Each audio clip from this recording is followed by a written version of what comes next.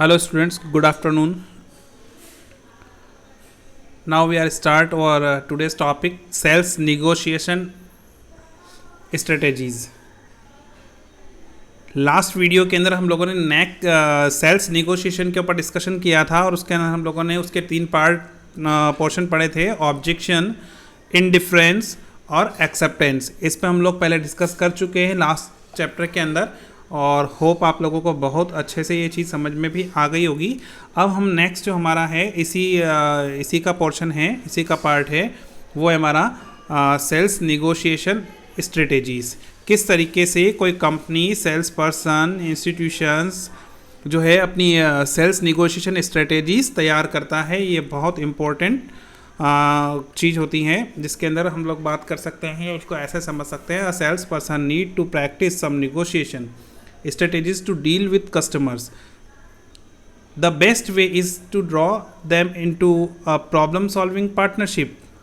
The initial step is to focus on the issues where the salesperson and the customer have most agreement. कोई भी sales person अपने customer से किसी भी तरह की निगोशिएशन करने के लिए कुछ स्ट्रेटेजीज बनाता है, कुछ रणनीति बनाता है और इसके लिए बहुत ज़रूरी है कि वो सेल्स पर्सन, सेल्समैन है ना, वो जो हैं वो इस तरीके की स्ट्रेटेजीज़ की प्रैक्टिस करें, है ना। उनको प्रैक्टिस की बहुत ज़रूरी होती है क्योंकि बिना प्रैक्टिस के आप कोई भी निगोशिएशन करने में या बहुत अच्छे से वो निगोशिएशन डील नहीं कर सकते हैं। अब निगोशिएशन सॉल्व करने का सबसे अच्छा तरीका क्या है ना, किस तरह के उन प्रॉब्लम्स को आप कैसे बहुत अच्छे से सॉल्व कर सकते हो, तो ये एक तरीके से आपके पार्टनरशिप की तरह है ना, जिसके अंदर आप पार्टनरशिप क्यों बोल सकते हैं हम इसको, तो पार्टनरशिप इसलिए हम ऐसे डिफाइन इसको पार्टनरशिप इसलिए डिफाइन कर सकते हैं कि इसके अंदर 2 पार्टीज हैं हमारी, एक तो होता है सेलर, एक होता है हमारा बायर। तो दोनों के बीच में निगोशिएशन होता है और वो किस तरह के मुद्दों पे निगोशिएशन करना चाहते हैं या किस तरीके के मुद्दों पे निगोशिएशन कर रहे हैं, ये डिपेंड करता है। फिर बात आती है इसके अंदर कि सेल्स पर्सन जब निगोशिएशन करता है या आपका कस्टमर सेल्स पर्सन के साथ निगोशिएशन करता है, तो ये कि सेल्स पर्सन शुरू में वो थोड़ी सी मतलब जो है स्ट्रिक्ट रहता है थोड़ा सा उस डील के अंदर, टफ पोजीशन में होता है शुरू में कि वो कस्टमर की बात को नहीं माने, है ना। फॉर एग्जांपल कि अगर किसी प्रोडक्ट को या सर्विसेज को आपको परचेज़ करना है या आप वो सर्विसेज बाय करते हैं, तो उस कंडीशन के अंदर कस्टमर जो बात रख रहा है कि भाई ये 1000 रुपीज़ की है, आप मेरे को 800 रुपीज़ में अगर प्रोवाइड करते हो तो मैं आपकी सर्विसेज ले लूँगा या ये प्रोडक्ट में परचेज़ कर लूँगा। लेकिन सेल्स पर्सन जो है वो मना करता है ना, वो बिल्कुल स्ट्रांगली अवॉइड कर देता है कि भाई नहीं, मैं 20% डिस्काउंट तो आपको नहीं दे पाऊंगा, 200 रुपीज़ तो लेस नहीं कर पाऊंगा, मैं मैक्सिमम से मैक्सिमम 5% कर दूंगा। एक बार बोलेगा, 2 बार बोलेगा, 3 बार बोलेगा कस्टमर उसको, तो वो स्ट्रांगली अपनी बात पे अड़ा रहता है सेल्स पर्सन और वो झुकता नहीं है कि भाई मैं रेट कम नहीं कर सकता हूँ। फिर अब बात आती है कि इस तरीके की डीलिंग फिर होगी कैसे, है ना। वो निगोशिएशन तो नहीं होगा, है ना, जब तक कि आप दोनों तरफ से उन पार्टीज़ को इन्वॉल्वमेंट नहीं होगा।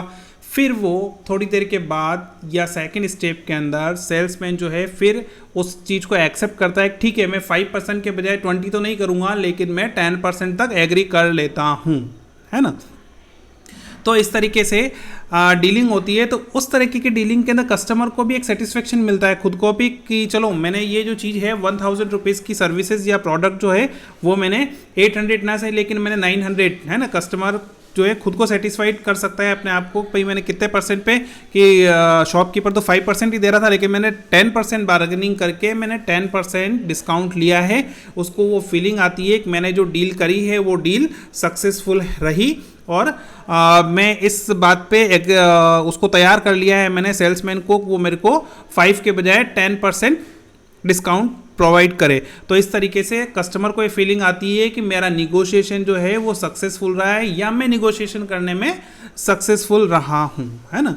और इस तरीके की जो डीलिंग्स होती है आप जब नेक्स्ट टाइम वो कस्टमर हमारे पास आता है तो इस तरीके के रिकॉर्ड हमारे पास में रहने चाहिए जिनको आप नेक्स्ट टू नेक्स्ट टाइम उन रिकॉर्ड्स को या उन पिछली वाली डील्स को उस कस्टमर के सामने रख सकें, और अगली वाली जो डीलिंग होगी उनके रेफरेंस में पुरानी डील्स को रखा जाता है।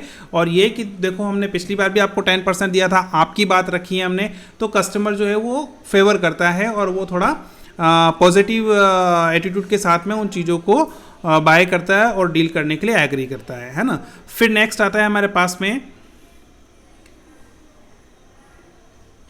सेल्स निगोशिएशन के आउटकम्स, है ना। आपने निगोशिएशन कर लिया, मोल भाव कर लिया, सौदेबाजी कर ली, अब उसके आउटकम्स कैसे रहेंगे, कितने रहेंगे, तो इन आउटकम्स को हम यहाँ पे 4 पोर्शन में डिवाइड कर सकते हैं। The following are the 4 types of negotiation. Number 1 seller win buyer win, है ना, ध्यान से सुन लीजिए इसको। नंबर फर्स्ट है हमारा seller win buyer win, second है हमारा सेलर विन बायर लॉस, है ना, थर्ड है हमारा सेलर लॉस बायर लॉस, और चौथा है हमारा नंबर 4 सेलर लॉस और बायर विन। ये 4 पोर्शन है जिसमें 2 पार्टी से इसके हमने 4 कॉम्बिनेशन बना के हम इसको यहाँ पे समझ सकते हैं अच्छे से कि सेलर विन और बायर विन, जिसके अंदर नाम से ही पता चल रहा है हमको क्लियर है कि दोनों ही विजेता रहते हैं। किसमें? इस तरीके के निगोशिएशन के अंदर सेलर भी विजेता रहता है और बायर भी विजेता रहता है। इसको हम बाद में थोड़ा डिटेल्स में पढ़ेंगे, अभी मैं एक बार एक एक लाइन में आपको क्लियर करता हूँ थोड़ा सा। सेलर विन बायर लॉस, इस कंडीशन में जैसे नाम से हमको पता चल रहा है यहाँ पर कि इसमें विजेता जो रहा है वो सेलर तो विजेता रहता है और बायर को नुकसान होता है या बायर लॉस में रहता है। फिर तीसरी कंडीशन जो है हमारी सेलर लॉस और बायर लॉस, जिसमें दोनों पार्टीज जो है वो लॉस में रहती हैं। किस तरीके के लॉस में रहेगी ये हम आगे इसको डिस्कस करेंगे अभी। और फिर है सेलर लॉस और बायर विन, जिसमें सेलर तो लॉस में रहेगा और बायर विन में रहेगा। अब हम डिटेल्स में बात करते हैं इनकी। तो पहला पॉइंट है हमारा seller win buyer win. In this outcome there is a win win situation for both the buyer and the seller. Out of the 4 this is the only outcome that lead to long term success for both the parties. इस condition के अंदर दोनों parties, आपका seller vendor या आपका buyer, दोनों win win condition में रहते हैं। जैसा कि मैंने आपको पहले एग्जांपल दिया कि कस्टमर जो है वो कितना % डिस्काउंट चाहता है, तो वो 20% डिस्काउंट चाहता था, है ना। फिर क्या होता है, वो 20% डिस्काउंट चाह रहा है तो उस 20% डिस्काउंट के अंदर कंपनी 20% के लिए या आपका सेल्स पर्सन जो है वो 20% के लिए एग्री नहीं होता है ना। उसने 5% डिस्काउंट ऑफर किया, फिर उनकी बार्गेनिंग होती है। बार्गेनिंग होने के बाद में दोनों पार्टीज कितने % पे एग्री हो गई, तो 10% पे हो गई। तो सेलर या वेंडर को लगता है कि चलो मैंने 10% कंपनी के लिए बचा लिए, है ना, और बायर को लगता है कि मैंने 5% के बजाय मैं 10% पे अपने सेलर को लेके आया हूँ तो मैं भी विजेता रहा हूँ, है ना, कि मेरी बात भी रह गई।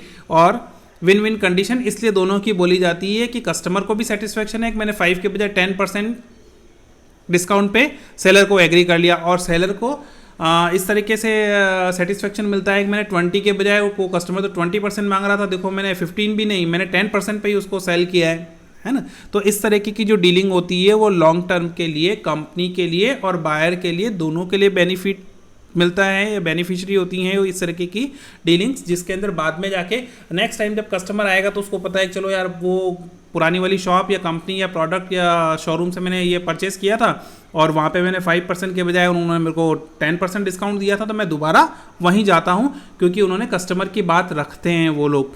और सेलर भी क्या है कि ऐसे कस्टमर को दोबारा बुलाना पसंद करता है कि वो भाई 20 तो ठीक है, वो उसने 10 पे भी एग्री हो गया था, है ना। फिर नेक्स्ट है हमारे पास में सेलर विन बायर लॉस। इस कंडीशन में क्या होता है हमारे पास में, in this case the seller win but the buyer loss if the customer is not satisfied, the business relationship is in trouble as it may affect the reputation of the company. If the customer feels that he is not satisfied or his has been manipulated regarding the product description, he may refuse to have something. If his nature is aggressive, he may take action against the salesperson in company or in consumer court, है ना।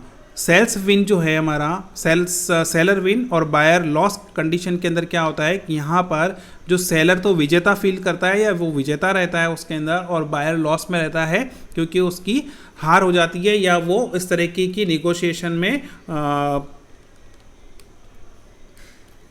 इस तरीके की negotiation को वो deal नहीं कर पाता है पूरी तरीके से। तो इस तरीके की चीज़ें जिसके अंदर क्या है कि जो इस तरीके की जो सिचुएशन है हमारी, उसके अंदर क्या है कि अगर कस्टमर आपका सेटिस्फाइड नहीं हो पाया है तो वो क्या करेगा, अगली बार आपकी शॉप पे नहीं आएगा, आपके शोरूम पे नहीं आएगा, आपकी कंपनी में नहीं आएगा डील करने के लिए, सर्विसेज लेने के लिए, प्रोडक्ट को बाय करने के लिए, है ना। इससे क्या है, तो इससे एक नेगेटिव इम्पैक्ट ये जाता है कि इससे कंपनी की प्रतिष्ठा जो है, कंपनी की गुडविल के ऊपर भी इम्पैक्ट आता है ना। और इस तरीके की सिचुएशन जो है वो नेगेटिव इम्पैक्ट डालती है आपके बिजनेस रिलेशनशिप के ऊपर, और उसमें बहुत सारी समस्याएं हो सकती है फिर। और ये सब चीज़ें किस लिए हो सकती हैं कि आपका कस्टमर हो सकता, सॉरी आपका जो सेलर है या वेंडर है वो हो सकता है कि आपको जो प्रोडक्ट और सर्विसेज के बारे में बताया जा रहा है वो मिस रिप्रेजेंट कर रहा हो, कि बड़ा चढ़ा के बता रहा है उस प्रोडक्ट को या सर्विसेज को, और वो एक्चुअली उतने फीचर्स नहीं है या उतना बेनिफिट नहीं दे पा रही है वो प्रोडक्ट वगैरह, लेकिन वो झूठ बोल देते हैं और वो माल को या गुड्स को या सर्विसेज को सेल करने पे ही वो वेंडर का फोकस रहता है, और कस्टमर जो है आपका अनसेटिस्फाइड रहता है। तो जो अग्रेसिव कस्टमर भी होते हैं ऐसे मार्केट के अंदर, बहुत सारे अग्रेसिव कस्टमर्स ऐसे होते हैं कि वो फिर क्या करते हैं, ठीक है भैया डील तो नहीं करी, कोई बात नहीं, या डील कर भी ली हो और वो नुकसान में भी रहते हो उस डील के अकॉर्डिंग, तो वो क्या करते हैं, तो वो सेल्स पर्सन के अगेंस्ट कंपनी के अंदर अपनी ग्रीवेंस रख सकते हैं, या वो उस तरीके की चीज़ों को लेके वो आपके कंज्यूमर कोर्ट में भी जा सकते हैं, है ना। तो इन कारणों से भी कंपनी की प्रतिष्ठा जो है, कंपनी की गुडविल जो है वो ख़राब होने लगती है ना। तो क्लियर, तो ये दोनों पॉइंट अभी मैंने क्लियर किए हैं आपको। एक तो है हमारा सेलर विन बायर विन, और सेकंड पॉइंट है हमारा सेलर विन बायर लॉस, है ना। फिर नेक्स्ट जो है हमारा यहाँ पे सेलर लॉस और बायर लॉस, ये हम लोग अगले वीडियो के अंदर डिस्कस करते हैं। क्लियर।